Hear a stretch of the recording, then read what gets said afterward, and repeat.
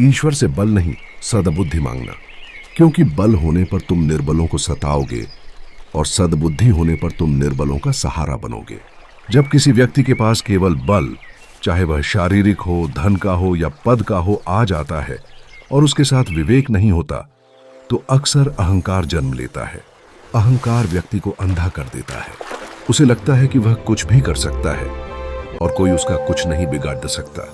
यही भावना उसे निर्बलों और कमजोरों का शोषण करने की ओर ले जाती है। इतिहास गवाह है कि दुनिया में जितने भी अत्याचार हुए हैं, वे अक्सर शक्ति के नशे में चूर, विवेकहीन लोगों द्वारा ही किए गए हैं। सद्बुद्धि का अर्थ है सत्य और असत्य, धर्म और अधर्म, उचित और अनुचित के बीच का अंतर समझने की क्षमता।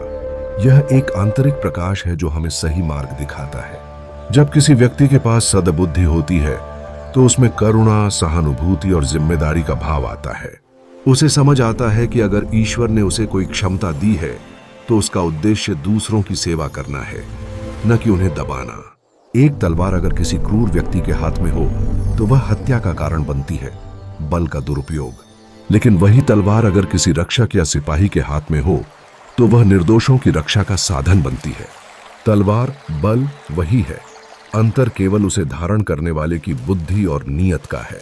इसलिए सच्ची प्रार्थना यही है कि हमें शक्ति मिले या न मिले, लेकिन उस शक्ति का सही उपयोग करने का विवेक, सद्बुद्धि अवश्य मिले, क्योंकि एक समझदार और संवेदनशील इंसान ही समाज का सच्चा रक्षक बन सकता है।